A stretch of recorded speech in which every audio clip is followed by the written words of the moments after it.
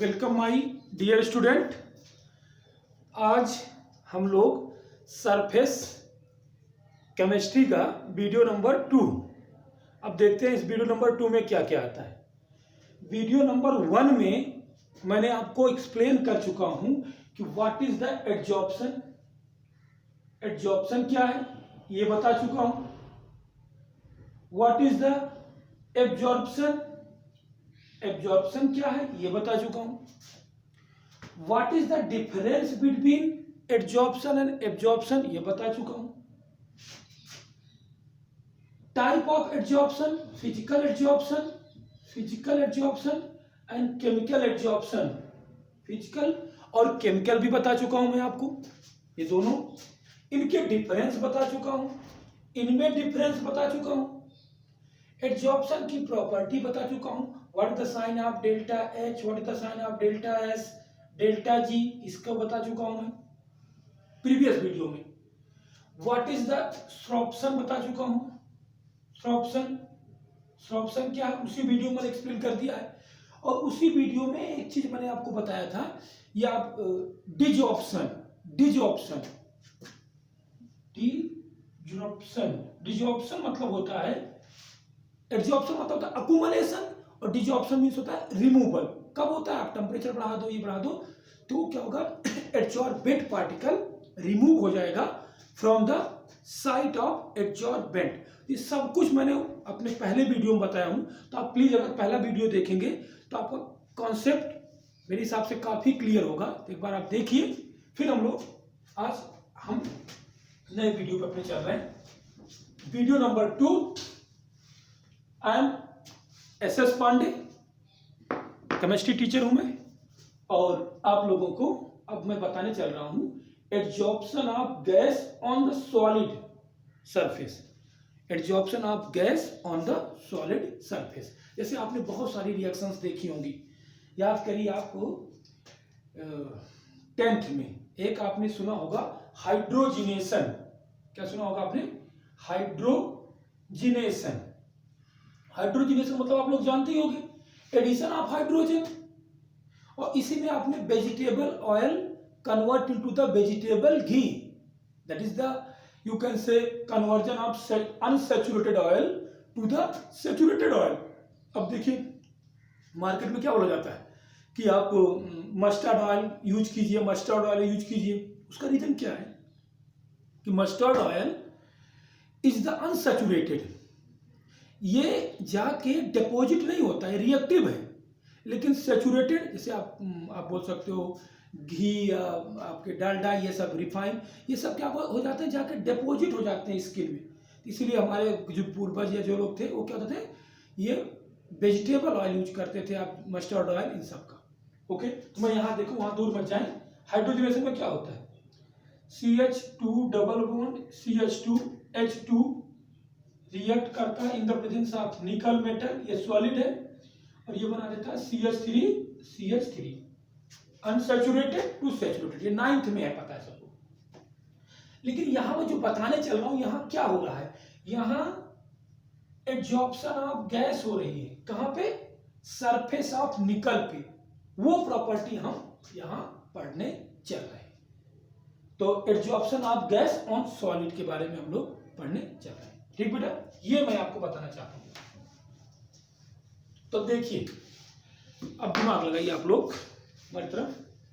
एक फ्रूंडलिक साइंटिस्ट थे, उन्होंने एड्जॉर्प्शन आइसोथर्म के बारे में बताया। तो एड्जॉर्प्शन बहुत टाइप के हो सकते हैं। आइसो मींस क्या हुआ, same, therm means temperature.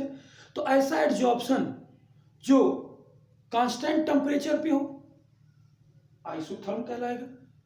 Iso बार भी होते हैं जो कांस्टेंट प्रेशर पे हों, तो ये आइसो मतलब सेम होता है। तो फ्रेंडलिक एक साइंटिस्ट थे, उन्होंने एड्जॉर्प्शन आइसोथर्म एक दिया, और एक्चुअली वो था adsorption of gas on solid. इनके अकॉर्डिंग हाई था, इनके according extent of adsorption, extent of adsorption is directly proportional to, extent of adsorption is directly proportional to the pressure, power of n, p is the power of 1 upon n। अब what is the 1 upon n? एक constant है, मैं भी बताऊंगा। p pressure है। अब बोलोगे sir x क्या है? मैं बता रहा हूं, x is the amount of adsorbate, या इसको बोल सकते हो adsorbate, adsorbate, it is the adsorbate, is the adsorbate. m is the adsorbent, जिसपे एडहेयर, जैसे मैं कल बताया था आपको, चौक की सरफेस, फर्स्ट वाले वीडियो में चौक की सरफेस, तो चौक की सरफेस क्या हो गई? एडजॉर्बेंट हो गई। और जो इंक जो एडहेयर हुआ था, इंक, तो इंक इज द एडजॉर्बेट। मैंने वहां पे बताया हुआ था कि it is the process of the accumulation of adsorbate to the adsorbent surface पे। तो ये हुआ एडजॉर्बेंट हुआ, ये हुआ adsorbate. P is the pressure, आप लोगों को पता है, P is the pressure. 1 upon n की वैल्यू वेरी करेगी 0 to 1। अभी मैं उसको अलग अलग प्रेशर से बताऊंगा, तो आप समझ गए। अगर और ये एट अ कांस्टेंट टेम्परेचर, यहां पे जो टेम्परेचर है वो कांस्टेंट है, constant temperature, at constant temperature, temperature constant है, T is the constant, constant temperature. ठीक, तो अगर मैं इसको एलेबोरेट करें तो क्या हो जाएगा, बता बेटे मुझे। x upon m is equal to k और p की पावर 1 अपॉन m, ये हुआ, k इज द कांस्टेंट। अच्छा, अब एक चीज देखो, मैंने यहां बनाया आपको, नॉर्मली जैसे आप लोग प्रेशर अप्लाई करोगे, आप प्रेशर जैसे ही अप्लाई करना शुरू कर दोगे, प्रेशर अप्लाई करोगे, तो जो गैस होगा, गैस के मॉलिक्यूल होंगे, वो क्या होंगे? वो अकुमुलेट होना शुरू कर देंगे, किस पे? एडजॉर्बेंट पे। तो अब अगर मान लीजिए एडजॉर्बेंट, अगर मैं यहाँ पे बनाऊं, यहाँ पे आपका स्ट्रक्चर, जैसे मान लीजिए ये इरेज कर देता हूं समझाने के लिए आपको। जैसे अब देखिए, जैसे मान लीजिए मैंने यहाँ एडजॉर्बेंट बनाया है, this is the adsorbent, surface of the adsorbent, sorry, this is the surface of adsorbent, क्या है? Adsorbent, it is the surface of adsorbent. आपने मान लीजिए ए कोई गैस है, आपने प्रेशर अप्लाई किया, तो ए क्या होगी? इसकी सरफेस को अकुमुलेट, सरफेस पे एडहेयर होना शुरू होंगे। तो जैसे आप प्रेशर बढ़ाओगे, प्रेशर बढ़ाओगे तो ये अकुमुलेट होना शुरू हो जाएंगे। लेकिन जब प्रेशर लो होगा तो इसके साइड्स बहुत खाली रहेंगे, साइड बहुत वैकेंट रहेंगी, खाली रहेंगी, वहां पे अकुमुलेट होते जाएंगे। तो मैं क्या बोलूं, अगर मैं ग्राफ खींचूं, आप लोग ध्यान से देखिए, अगर मैं ग्राफ खींचूं तो ये क्या हो, extent of absorption is directly proportional to the P, adjacent of the, sorry you can extent, extent में बोल रहा हूं, एक्सटेंट, क्वांटिटी मात्रा, extent of the absorption is directly proportional to the P at low pressure, low pressure होंगे तो directly proportional होगा। तो मैं अगर यहां पे बोलो, अगर वैल्यू रखूं, तो मैं क्या रखूं, x upon m directly proportional to P। हमें करना है लो प्रेशर पे, तो लो प्रेशर पे P की वैल्यू क्या होगी, लो प्रेशर पे 1 अपॉन n की वैल्यू, 1 अपॉन n की वैल्यू क्या होगी, 0। तो 1 अपॉन n की वैल्यू 0 हो जाएगी, आप दिमाग लगाओ, 0 हो जाएगी तो क्या होगा, ये डायरेक्टली प्रोपोर्शनल हो गया। मतलब ये यू कैन से 0 नॉट, यू कैन से 1। अगर ये 1 वैल्यू होगी इसकी, तो ये amount of absorption directly proportional to the P, directly proportional है। लेकिन अगर मैं हाई कर दूं, अब प्रेशर हाई करते जाओगे, जब सारी सीटें इसमें, सारी वैकेंसी फिलअप हो जाएगी, दिमाग लगाओ, अगर सारी वैकेंसी फिलअप हो गई, सारी वैकेंसी फिलअप हो गई, तो हम कितना भी प्रेशर लगाएंगे, एब्जॉर्प्शन तो बढ़ेगा नहीं। तो मैं क्या बोलूं कि हाई प्रेशर पे 1 की वैल्यू, जब P हाई हो, P इज हायर, एक्सट्रीमली, तो 1 अपॉन n की वैल्यू क्या होगी, 0। क्या लिख दूंगा 1/n की वैल्यू ये, अगर आप एट हाई प्रेशर पे लिखूंगा, लिख दूं एट x/m डायरेक्टली प्रोपोर्शनल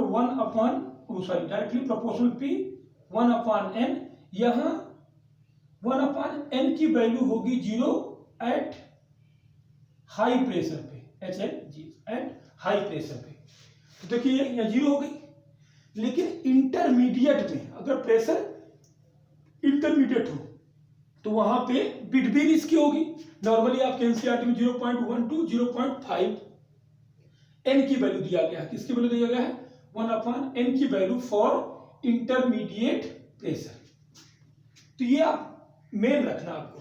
कभी बोलेगा कि what is the fluidic adsorption isotherm, तो आप सिंपली बोलिए कि ये it give the relationship between extent of the adsorption to the applied pressure, अब बोलो here the value of 1/n is 0 when the pressure is high, it is 1/n when the pressure is low, directly होंगे, और between इसके होंगे when the pressure is intermediate। ये आपको clear हो गया। आपकी बुक में अगर मैं इसका लॉग ले लूं, लॉग, तो आप क्या लोगे?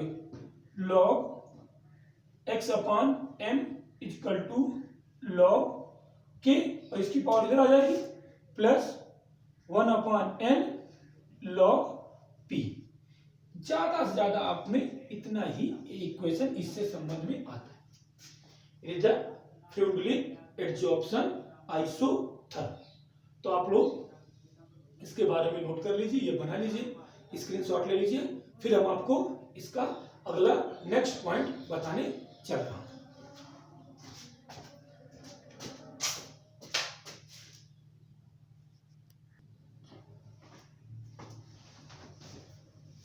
बेटा अब हम लोग उसका नेक्स्ट पॉइंट पे आ गए हैं, एडजॉर्प्शन फ्रॉम सॉल्यूशन। मैंने एडजॉर्प्शन बता दिया, आइसोथर्म एडजॉर्प्शन बता दिया, adsorption of gas on solid बता दिया, फ्लूइडिक एडजॉर्प्शन बता दिया। अब हम बताने चल रहे हैं एडजॉर्प्शन फ्रॉम सॉल्यूशन। अच्छा ये बताओ, मुझे एक चीज बताऊंगा, दिमाग लगाओ, सॉल्यूशन फेज से एडजॉर्प्शन हो। अब मैं कुछ जैसे गांव वाले एग्जांपल देता हूं। जैसे आप लोगों ने एक बात, ये बात आप शायद जानते भी होंगे, जैसे अगर में ईख जो होती है, शुगर के मतलब जो गन्ना होता है, ईख, अगर इसका जो रस निकलता है वो कैसा होता है? मटमैला कलर का होता है, वो मटमैले कलर का होता है। तो अगर ध्यान से देखूं उस कलर में, उस सॉल्यूशन में जो गन्ने का रस होता है, उस सॉल्यूशन में फेरिक आयन होते हैं, Fe+3, इसीलिए वो ब्राउन कलर में होता है, brown. Ferric, not ferrous. Ferrous is this, Fe+2 is the ferrous, this is the ferric ion.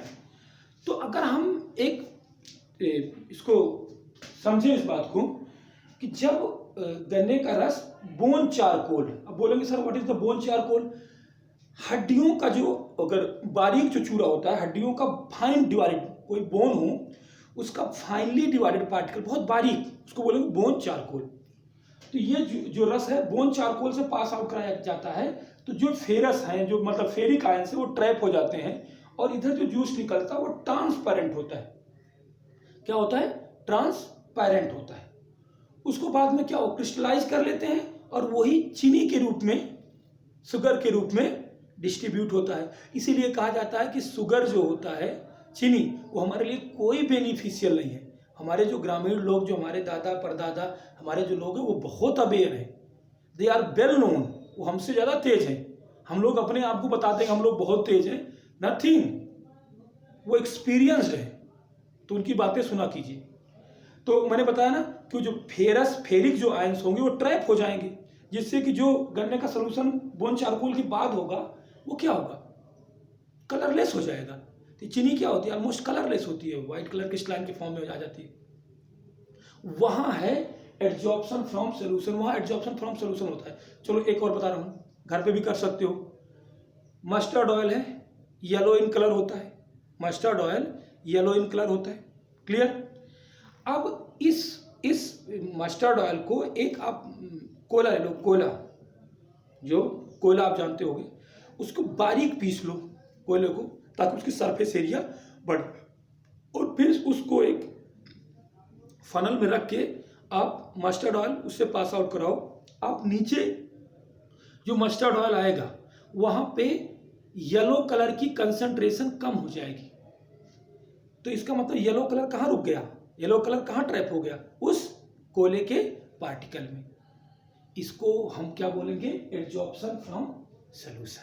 फिर चलो एक चीज और बता दे रहा हूं, आप लोग वेनिगर बहुत जानते होगे, सिरका, vinegar, ethanoic acid, ethanoic acid, vinegar, CH3COOH, that is the vinegar, ethanoic acid. कोई वेनिगर का सॉल्यूशन हो तो उसमें जितना, मान लीजिए सपोज करो कि जितना वो स्वाद में खट्टा होगा, सोर इन टेस्ट होगा विनेगर सॉल्यूशन, वो क्लियर आप समझना। अगर मैं इस सॉल्यूशन को किसी एडजॉर्बेंट, जैसे मान लीजिए इस सॉल्यूशन को मैं ऐसे, इस सॉल्यूशन को मैं यहाँ पे एक दूसरा पार्ट है और वहाँ पे मैंने एक प्लेट लगा दिया है इस क्यू टाइप में। जब मैं इसको पास आउट कराऊंगा, यहाँ मान लीजिए ये कोल है या चारकोल है, चारकोल है यहाँ पे, उससे पास आउट कराऊंगा। मान लीजिए राखी यहाँ रख दिया, राख एस, यहाँ अगर आप डालोगे तो यहाँ चारकोल के पार्टिकल, ये कार्बन एस्टिक एसिड जिसको बोलते हो या एथेनोइक एसिड बोलते हो, वो यहाँ कुछ ट्रैप हो जाएंगे और जो यहाँ सोल्यूशन होगा वहाँ पे एथेनोइक के पार्टिकल एसिड कम पड़ेंगे, मतलब वो लेस खट्टा हो जाएगा, सोर इन टेस्ट में वो कम हो जाएगा। आप बोलोगे सर क्यों कम हुआ, क्योंकि यहाँ ये चारकोल में एथेनोइक के पार्टिकल एड्जॉर्ब हो गए। तो मेरे हिसाब से अब तुम्हारे में लगभग समझ में आ गया होगा। आप इंक सोल्यूशन भी ले सकते हो। इंक सोल्यूशन को अगर मैं एड्जॉर्प्शन करूं इंक सोल्यूशन का, तो क्या हो गया, इंक अगर मैं किसी चारकोल से या राख से इंक सोल्यूशन पास आउट कराऊं तो जो सोल्यूशन नीचे मिलेगा उस सोल्यूशन में कलर की डेंसिटी कम हो जाएगी। तो आज हम लोग जो पढ़ने चल रहे हैं एड्जॉर्प्शन फ्रॉम सोल्यूशन, एकदम वही है जैसे आपने अभी फेंडुल की इक्वेशन देखा। इसके according x/m is directly proportional to the concentration power of n, the power of n of the concentration। अब बोलोगे concentration क्या है, concentration is the concentration of solution है, C is the concentration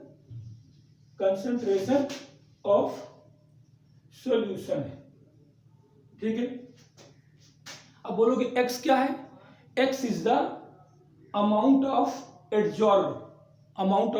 adsorbate और m is the amount of adsorbent। मैंने आपको लिखवाया था x is the adsorbed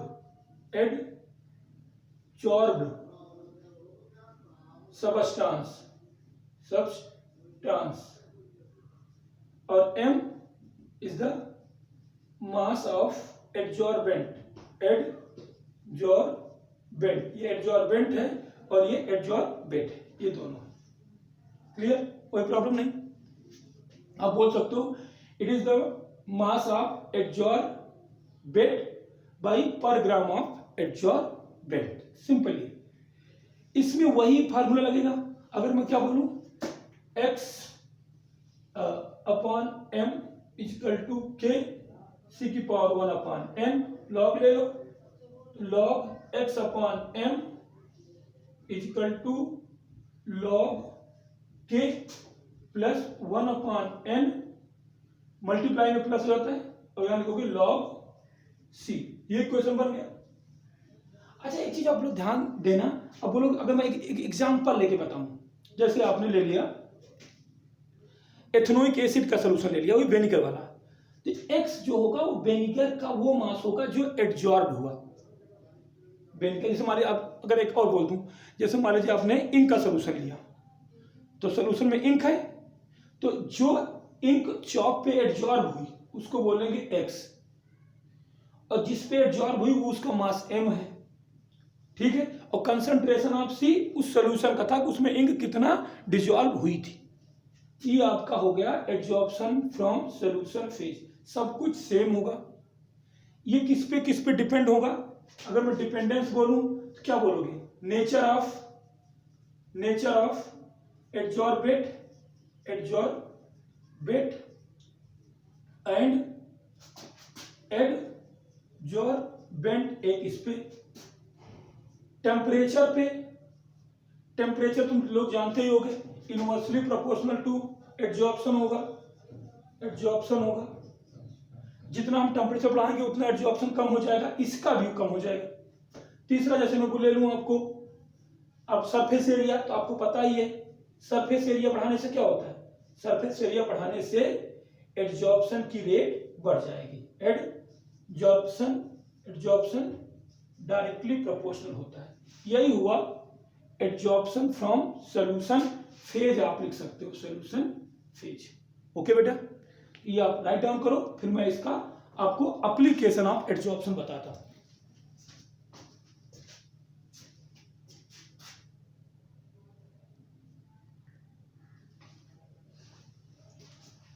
okay बेटा, अब हम लोग क्या करेंगे? Application of adsorption. तो लगभग अगर मैं इतना कंप्लीट कर दूंगा तो आपका लगभग 25% ऑलमोस्ट कंप्लीट हो चुका है इस चैप्टर का।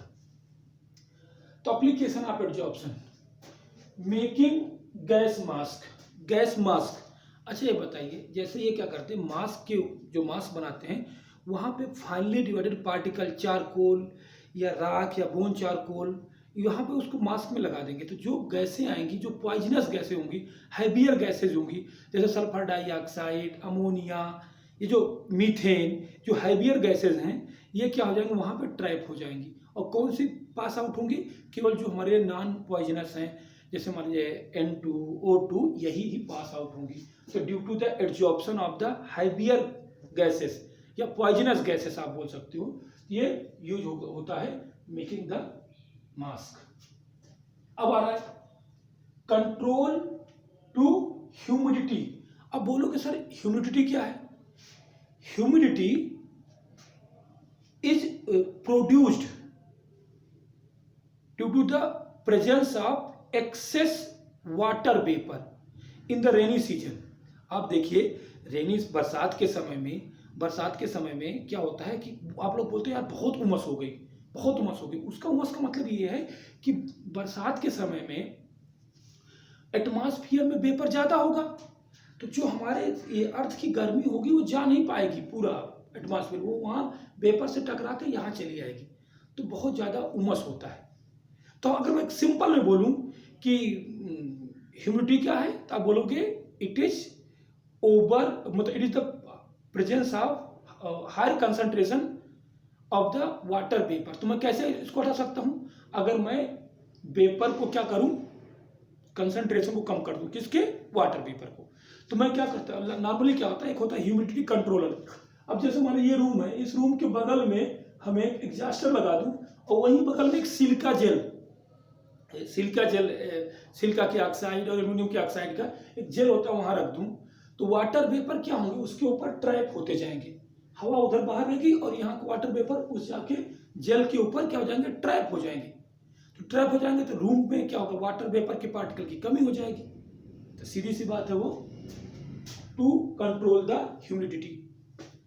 एक है रिमूवल ऑफ कलरिंग मैटर। तो आप लोग जानते हो, मैं अभी इसके बहुत सारे एग्जांपल दिया था एडजॉर्प्शन इन सॉल्यूशन फेज में। जैसे मैंने आपको इंक के रस का एग्जांपल दिया था, उसमें क्या होगा? वो ट्रैप हो जाएंगे। जैसे आपने कोई इंक ले लो, पोटेशियम परमैंगनेट का सॉल्यूशन ले लो, उसको अगर चारकोल से पास आउट कराओगे तो जो नया नीचे जो सॉल्यूशन मिलेगा उसमें इंक के पार्टिकल की कलर की कमी हो जाएगी। तो मैंने क्या बोला? To removal of the colouring matter. एक ये हो गया तुम्हारे में। अब प्रोडक्शन ऑफ हाई वैक्यूम। अब मान लीजिए कोई चेंबर है, अब यहाँ पे तुमने इस चेंबर में मान लीजिए आपने वैक्यूम ट्यूब लगा दिया और यहाँ सारी गैस ऑलमोस्ट आपने निकाल दिया वैक्यूम से। वैक्यूम ट्यूब है, this is the vacuum tube. Vacuum tube से सारी गैसें ऑलमोस्ट यहाँ से निकाल दिया। फिर भी अगर कुछ गैसें बची हुई है, मान लीजिए कुछ गैसें बची हुई हैं, तो हम यहाँ क्या करते हैं, यहाँ पे चारकोल के पाउडर डाल देंगे। चारकोल के पाउडर, चारकोल के हम लोग चारकोल के पाउडर फॉर्म है, पाउडर फॉर्म डाल देंगे। तो क्या करें, उसको रोटेट कर देंगे। तो अगर कहीं इस कोनों में कहीं गैस बची होगी तो वो भी क्या हो जाएगी, ट्रैप होके बाहर निकल जाएगी। तो मैं क्या लिखूं, high degree of vacuum, production of high degree of vacuum. एक है तुम्हारा इन क्योरिंग डिजीज, किसी डिजीज को हम क्या बोले, उसको क्योर करने में कैसे होगा। तुम्हारे जो ऐसे बहुत सारे मेडिसिन होती हैं जिनको अगर हम उसको लेते हैं अपने शरीर में, तो वो क्या करेगा, वो किसी पर्टिकुलर सबस्टांस को अपनी तरफ एब्जॉर्ब कर लेगा। समझ लो कोई है फंगस है, कोई डिजीज है, तो जिसके फंगस कारण हो रहा है, तो कोई दवा लगाए तो उसमें क्या होगा, वो फंगस एब्जॉर्ब हो जाएगा, तो हमारी जो स्किन होगी उससे हट जाएगा, जिससे हमारी कोई रोग दूर हो जाते हैं। वो इंटरनली भी होता है और एक्सटर्नली भी। हम लोग एब्जॉर्प्शन के जरिए डिजीज को क्योर करते हैं, उसको ठीक करते हैं। नॉर्मली ये इसके यूज है, बहुत सारे क्रोमेटोग्राफी में भी बहुत यूज है।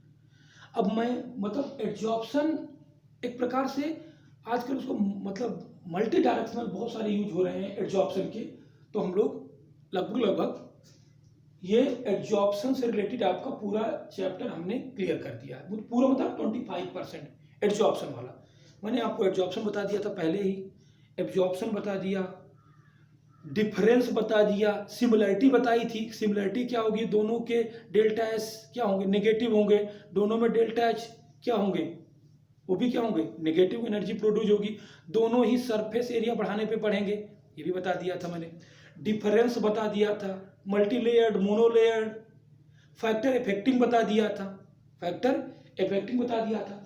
तो लगभग हमने आपका ये कर दिया था। नेक्स्ट वीडियो में हम लोग पढ़ेंगे क्या नाम उसका, कोलाइडल। तो कोलाइडल सॉल्यूशन इस टर्म सेकंड में आ रहा है, तो कोलाइडल सॉल्यूशन हम लोग देखेंगे।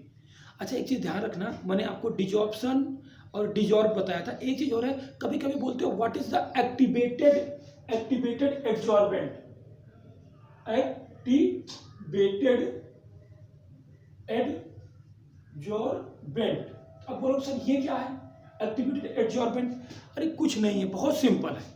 किसी की भी सरफेस एरिया बढ़ा दो, किसी भी एब्जॉर्बेंट की सरफेस एरिया बढ़ा दो, वही है एक्टिवेटेड एब्जॉर्बेंट। ओके, इससे क्या होगा, रेट ऑफ रिएक्शन भी बढ़ जाती है। ओके, आप लोग, आशा करता हूं आप लोग स्वस्थ होंगे और थोड़ा सा स्वस्थ के साथ साथ थोड़ा रनिंग वनिंग भी किया करो। आप लोग थोड़ा हेल्थी रहो, हेल्थ जरूरी है बेटा। हेल्थ ऐसा नहीं है किसी लड़ने के लिए बोल रहा हूँ, अगर आप हेल्थ रहेंगे, आपकी शरीर स्वस्थ रहेगी, तो आप बहुत कुछ आप अचीव कर लेंगे जल्दी ही, और आप आसानी से इस, आप समझ रहे हो ना, इस माहौल में आप सर्वाइव भी कर लोगे। हेल्दी रहना, अपने शरीर को बनाए रखना, ये नहीं है कि हमको किसी से लड़ना है, ये है कि हम आसानी से इस इन्वायरमेंट में या इसमें सर्वाइव भी कर लेंगे। तो चलो ये तो मैं स्वास्थ्य की बात बताया, आप केमिस्ट्री कंटिन्यू पढ़ते रहना और अपनी पेपर की भी तैयारी करते रहना। ओके बेटा।